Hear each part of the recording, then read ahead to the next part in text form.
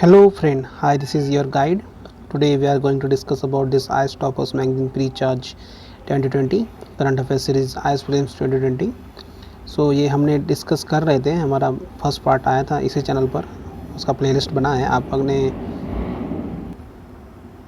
आपने अगर वो वीडियो देखा नहीं होगा तो आप जाकर एक बार देख सकते हो। उसमें मैंने एनवायरनमेंट एंड इकोलॉजी के टॉपिक डिस्कस किए थे। स्टार्टिंग के जो टॉपिक थे यहाँ पे बायोडाइवर्सिटी के, ये रेड पांडा, वाइट रैनो, ये बहुत सारे टॉपिक यहाँ पे मैंने डिस्कस किए थे। यहाँ तक मैंने टॉपिक डिस्कस किए थे उस वीडियो में, अगर आप देख सकते हो। हमारा अभी नेक्स्ट टॉपिक है यहाँ पे nexus between corona virus outbreak and pangolins. अभी हम यहाँ से डिस्कस करेंगे आगे। सो आगे चालू करते हैं, हम स्टार्ट करते हैं। सो हमारा नेक्स्ट टॉपिक है यहाँ पे nexus between corona virus outbreak and pangolins. So ये न्यूज़ में था क्योंकि अभी ये साइंटिस्ट ने pangolins could be responsible for the spread of the deadly corona virus, ऐसा यहाँ पे बताया गया है कि चाइना में ये पेंगोलियंस की वजह से ये फैला हुआ है। मतलब ऐसा अभी फ़िलहाल में करंटली ऐसा कुछ प्रूव नहीं हुआ है ये पेंगोलियंस की वजह से फैला है या फिर किसी स्नेक की वजह से फैला है। सो ऐसे बहुत सारे अजम्पशन यहाँ पे लगाए गए हैं। सो लेकिन पेंगोलियंस के बारे में हमें पता होना चाहिए कि पेंगोलियंस, ये न्यूज़ में था अभी, ये स्केली एंटीटेटर्स आर मैमल्स होता है। ये ओनली मैमल्स वो वोली कवर्ड इन स्केल्स, मतलब ये एक मिनट, या ये पूरा कवर होता है, इसका स्केली होता है, मतलब जो स्किन होता है आउटर कवर होता है। Believe to be the one of the world most traffic mammals, मतलब इसका इलीगल ट्रैफिकिंग बहुत ज़्यादा होता है इस पेंगोलिन्स का। एंड क्योंकि इसको मेडिसिनल पर्पस के लिए यूज़ करते हैं एंड ह्यूमन कंजम्पशन भी होता है in the countries like China and Vietnam.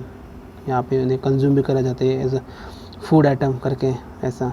There are 8 species pangolins world wide and 2 found in India. 2 species हमारे इंडिया में पाई जाती है।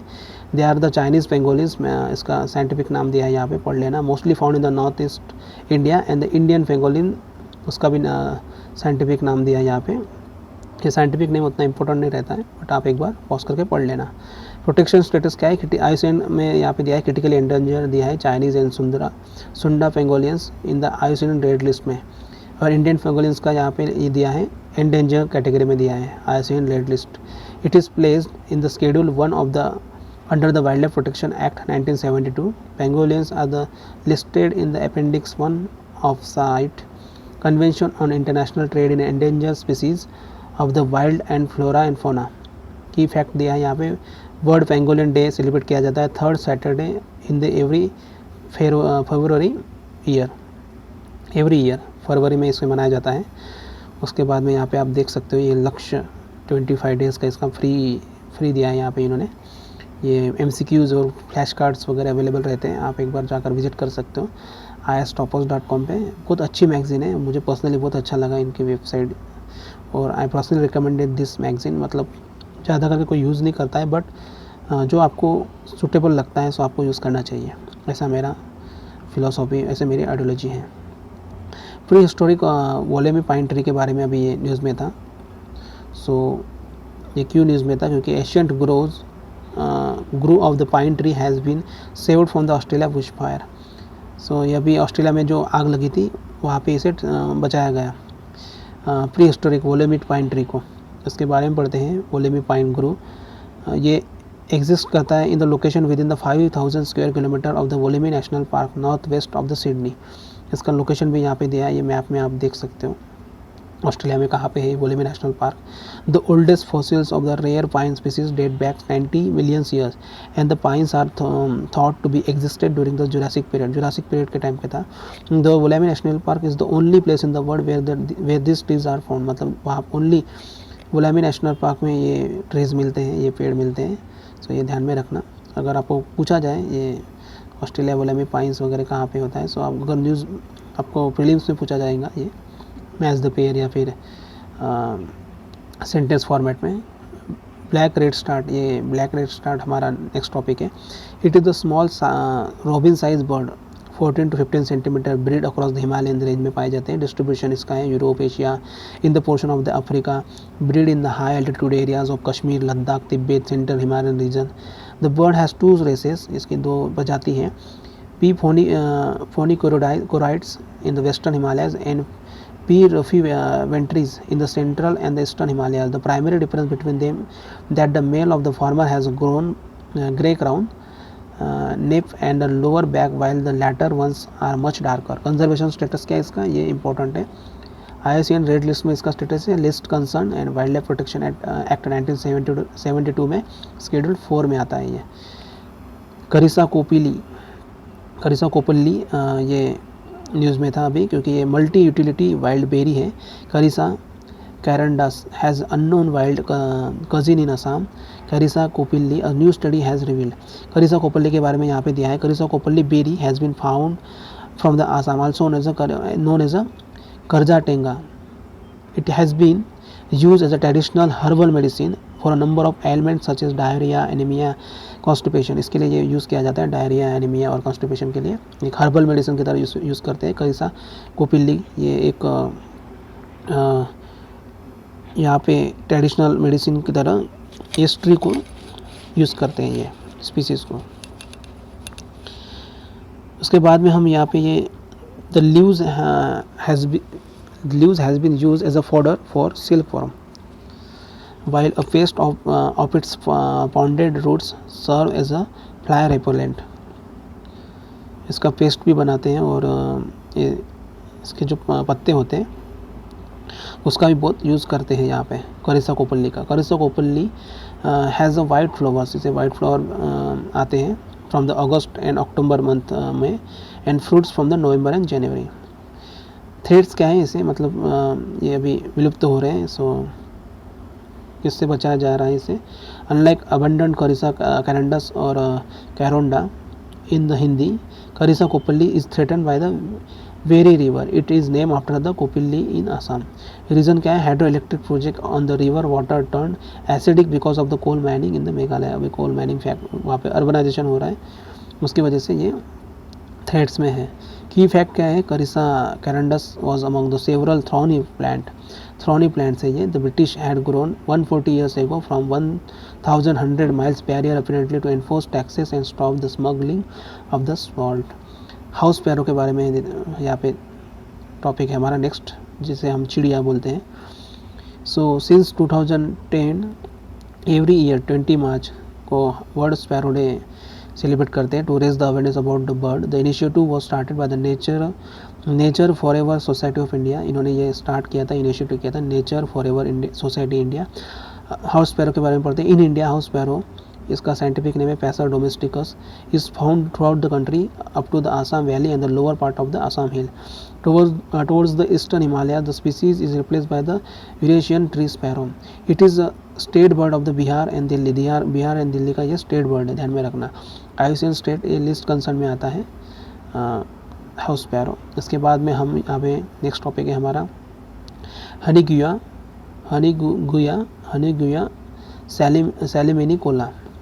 सालमिनिकोला। सो ये थोड़ा अजीब सा नाम है, ये न्यूज़ में था क्योंकि international team of the biologist has discovered that the tiny parasite of the salmon called as a Henneguya salminicola has no mitochondrial genome and thus lost the ability to perform the aerobic respiration. ये क्या है exactly Henneguya salminicola? ये also known as a milky flesh और tapioca disease is a species of the parasite of a certain species as a species of salmon fish. Background क्या है इसका? Aerobic presence of oxygen respiration allow the organism takes in oxygen and release carbon dioxide into the atmosphere. Through this mechanism, energy is transferred to cells which can be use it for the multiple purposes, for instance to burn food. About the new discovery क्या हुई है अभी फिलहाल में? Researchers has discovered the Henigia saliminicola stop the consumption of oxygen for the production of energy. In other words, it relies on the anaerobic respiration. मतलब उन्होंने consumption बंद कर दिया है ऑक्सीजन का for the production of energy and उसी को anaerobic respiration बोलते हैं, through which cells extract energy without using oxygen. It was found that the H. salmonella did not have mitochondria genome. Mitochondria is the powerhouse of the cell, which captures the oxygen to make energy. Its absence indicates that the parasite does not breathe oxygen. Other organisms such as fungi and amoebas that are found in the anaerobic environment lost the ability to breathe over time. The new studies show that the same can happen in the case of the animal too. सो ये था उसके बारे में। Flame throated बुलबुल के बारे में यहाँ पे हमारा नेक्स्ट टॉपिक है। ये न्यूज़ में था क्योंकि ये chosen as the mascot of the 36th national games to be held in Goa. अभी जो गोवा में 36 नेशनल गेम हुए वहाँ पे उसको एक मास्कोट घोषित किया था, चूज़ किया था, sorry. About the flame throated बुलबुल के बारे में यहाँ पे दिया है, कॉल्ड, इसे रूबी गुलाबी बोलते हैं। Flame throated bulbul is a state bird of the Goa का स्टेट बर्ड है, endemic to the southern peninsular India. Southern peninsular India में ये यहाँ पे पाया जाता है, एंडेमिक है वहाँ के। It is locally distributed in the southern Andhra Pradesh, eastern Karnataka, Goa, Odisha, eastern Kerala and the northern Tamil Nadu. It favours habitat like rocky scrubbed hills mostly in the eastern Ghats and central peninsular India, but also in some places in the western Ghat. Western Ghat में पाया जाता है। इसका conservation status का IUCN list concern में है। It is schedule 4 bird under the wildlife protection act 1972। Climate change के बारे में यहाँ पे है नेक्स्ट, उसके अंडर कुछ टॉपिक्स दे हैं। Water crisis in Himalayan region, so हमारा टॉपिक है अभी water crisis in the Himalayan region, मतलब जो हिमालयन रीजन है यहाँ पे, सो ऐसा यहाँ पे वाटर क्राइसिस है। ये हिमाचल प्रदेश हो, उत्तराखंड हो, उत्तर प्रदेश हो, यहाँ पे पानी की दिक्कत जा रही है। सर्वे में पाया गया है कि 8 towns in the Himalayan region, Bangladesh, Nepal, India and Pakistan, are nearly 20 to 70% deficient in their water supply. मतलब इतनी कमी वहाँ पे पाई गई है पानी की हाईलाइट क्या है इस सर्वे का, unplanned urbanisation and climate change and across the region the encroachment and degradation of the natural water bodies and growing disappearance of the traditional water system, stones, spouts, whales are evident. The places surveyed are extremely dependent on the spring, ranging between the 50 to 100% of their water, and 3/4 were in urban areas. Although only 3% of the total Hindu Kush Himalaya population lives in the larger city and 8% in the smaller towns, projections show that over 50% of the population will be living in the cities by 2050, placing tremendous stress on the water availability. मतलब बहुत ही पानी की दिक्कत जाने वाली है 2050 आते आते। की फैक्ट्स क्या दिया है, India tops the list of the countries with the most number of the people living with the water scarcity. Over 21% of the country's disease are water related. Day zero situation ये क्या है, ये पढ़ लेते हैं हम यहाँ पे। It is a situation which taps in the region start running dry. It is the situation when there will be no water in the taps and the use of the water will become restricted for the vital services only. ये day zero अभी जो south Africa में नहीं, मतलब नीचे south Africa में day zero हुआ था, यहाँ पे आई थिंक ये डरबन या किसी स्टेट में था, वहाँ पे पानी की बहुत दिक्कत जा रही थी, तो मतलब पानी नहीं मिल रहा था वहाँ पे, सो डे जीरो घोषित किया था वहाँ पे। सो ये था डे जीरो सिचुएशन के बारे में। बहुत सारे कंट्री में हुआ, जैसे हमारे चेन्नई में भी हुआ था, क्योंकि वहाँ पे एक तो बाढ़ आई थी, उसके बाद में अर्बनाइजेशन भी हुआ है, तो वहाँ पे पानी की दिक्कत जा रही थी last year. 1/5 of the country forest prone to the fires study, मतलब 1/5 कंट्री, मतलब जो फॉरेस्ट है उनका एरिया, वो वहाँ पे आग लगती है, ज़्यादा फॉरेस्ट प्रोन फायर्स है वहाँ पे। Study carried out by the Forest Survey of India along the forest fire point identified across the India 2004 to 2070. The forest fires point identified were analyzed using the moderate resolution imaging spectrodiometer MODIS. Highlight क्या है of the study का, इस study का, about 21.40% of the forest cover in India are prone to fires. यहाँ पे आग लग सकती है, आग लगने के बहुत चांसेस है। एक्सट्रीमली फायरफुल एरियाज है 3.89%, very highly fireful area 6.1%, highly fireful areas 11.50%। Mizoram recorded the highest number of fire alert 2795. There the 7 states of the northeastern region makes up about the 1/3 of the alert in India. सो ये facts कुछ ध्यान में रखने, आपको prelims में कभी पूछ लिए जाएंगे सेंटेंस फॉर्मेट में। एक्सट्रीमली फायर क्या है, वेरी हाईली सो ये कौन सा स्टेट मतलब record highest number of the fire alert में है, ये पूछा जा सकता है। The forest cover in the north east particularly in the Mizoram, Arunachal Pradesh, Nagaland has decrease. Forest cover मतलब डिक्रीज भी हुआ है यहाँ पे नॉर्थ ईस्ट में, ये आप ये देख सकते हो यहाँ पे ये इमेज में। आपको मेंस आंसर राइटिंग में भी काम में आ सकता है, ये आप लोकेट कर सकते हो अगर ये क्वेश्चन आया तो।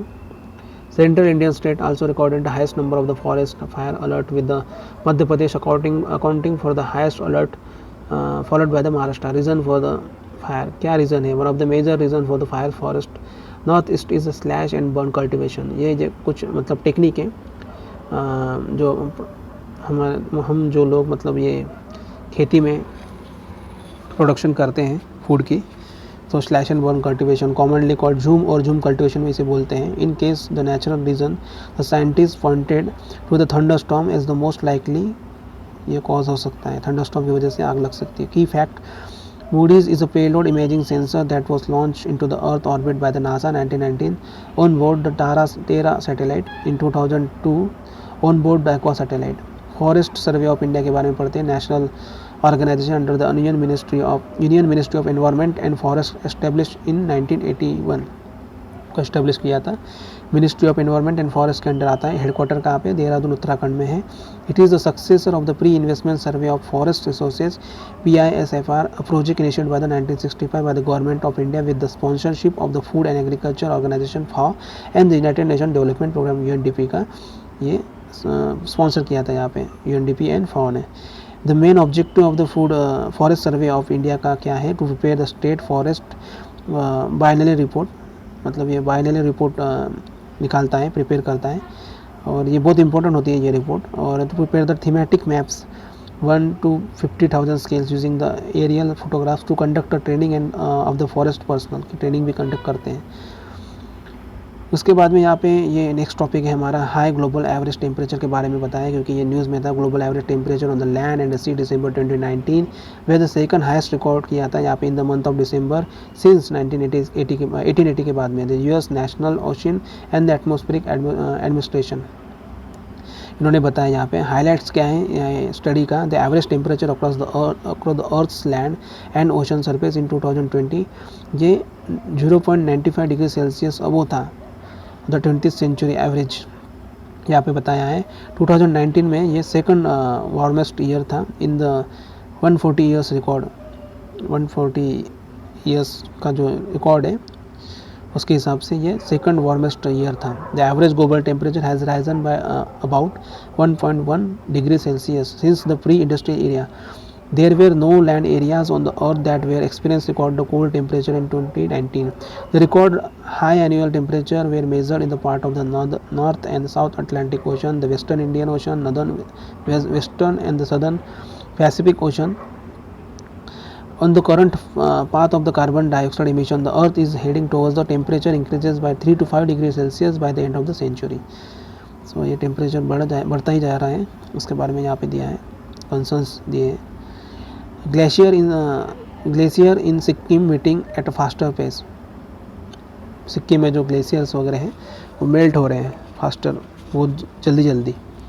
सो ये scientist from the Wadia institute of Himalaya geology Dehradun ने फाउंड किया यहाँ पे, मतलब उन्हें मिला है कि glacier in the Sikkim are melting at the higher magnitude as compare to the other Himalayan region, मतलब जो हिमालयन रीजन का अलग जो पार्ट्स हैं उसके कंपेरेटिव में यहाँ पे जो सिक्किम में जो ग्लेशियर है वो जल्दी पिघल रहे हैं, घुल रहे हैं पानी में। सो की फाइंडिंग क्या है? Glacier in Sikkim are have retreated significantly from 1991 to 2015 compared to the Himalayan region. Magnitude of the dimensional changes and debris growth are higher in the Sikkim. Debris जो हो रहा है ग्रोथ का उस ज़्यादा है सिक्किम में, इसलिए वो ज़्यादा मेल्ट हो रहे हैं। Sikkim glacier have shown in the negligible discoloration, reduction in speed melting after the year 2000. Summer temperature rise हो रहा है और larger glacier are thinning due to the climate change. ये भी यहाँ पे दिया है। Protecting peatlands can help the attain climate goals. So ये न्यूज़ में था क्योंकि ये peatland which plays a crucial role in the regulating global climate by acting as a carbon sink. ये peatland का रोल होता है regulating the global climate by acting as a carbon sink are facing degradation and need to be urgently monitored according to the Food and Agriculture Organization of the United Nations report recently जो launch हुई है. Highlights क्या है इस report का? Peatland होते हैं cover only 3% of the earth surface cover करते हैं. Their degradation due to the drainage, fire, agriculture use and the forestry can trigger release of the store carbon in few decades. The report highlight the important case studies from the Indonesia, Congo and Peru in their attempt to map and monitor the peatland. Peatland contains 30% of the world soil carbon. ये 30% जो soil carbon होते हैं उसे cover करते हैं. When drained, these emit in greenhouse gases contributing to up to the 1 gigaton of the emission per year throughout the oxidation according to this report. मतलब ये report की कहना है कि 1 gigaton ऑफ emission करता है एक साल में. Damaged peatland contributes about 10% of the greenhouse gas emission from the land use sector. CO2 emission from the drained peatlands is 5.6% of the global anthropogenic CO2 emission. उसके बाद में पिटलैंड के बारे में यहाँ पे बताया. Peatland are types of peatland that occur almost every country on the earth. हर मतलब कंट्री में ये पिटलैंड पाए जाते हैं. The term peatland refers to the peat soil and wetland habitat growing on its surface. They are formed due to the accumulation of the partially decomposed plant remains over the thousands of the year under the condition of the waterlogging. Peatlands occur in the different climate zone. While tropical climate they can occur in the mangroves, Arctic region. Peatlands are dominated by the mosses. Some mangrove species are also known to develop peatland soil under them. Significance क्या है peatland का? Peatland are the largest terrestrial carbon store. It represents the 42% of the soil carbon, exceeds the carbon store in all other vegetation type, including the world's forest. Peatland help minimize the risk of the flooding and drought and prevent seawater intrusion. Besides the climate mitigation, peatland are important for the archaeology as they maintain the pollen, seeds, human remains as for long time in their acidic and waterlogged condition. In many countries, western peatland are important for the recreation activities. These areas also support the livelihood in the form of pastoralism. The vegetation growing on the pristine peatland provide different kinds of fibers, construction activities and handicrafts. Many wetland species produce berries, mushrooms, fruits are often economically important to the local communities. Peatlands also provide the fishing and hunting opportunity. It is also possible for the practice of the paludiculture or wet agriculture or re-wetted peatlands. सो ये पिटलैंड के कुछ significance यहाँ पे दिया है, बहुत important है. कभी कभी आपको प्रीलिम्स में पूछा जा सकता है या फिर मेंस में भी इसका आंसर राइटिंग में ये पूछा जा सकते हैं. उसके बाद में पोल्यूशन का टॉपिक हम करेंगे हमारे नेक्स्ट पार्ट में. आज इतना ही रखते हैं. नेक्स्ट वीडियो में हम पोल्यूशन डिस्कस करेंगे, उसके अंदर जो भी टॉपिक्स आते हैं. सो अगर आपने मेरे चैनल को सब्सक्राइब नहीं किया होगा तो आप मेरे चैनल को subscribe, like, comment and share कर सकते हो. UPSC परसिवरेंस करके मेरा चैनल है. सो हम ऐसे ही ये अलग अलग पार्ट्स में इसको कवर करेंगे. तब तक के लिए मिलते हैं. Thank you so much. Good night.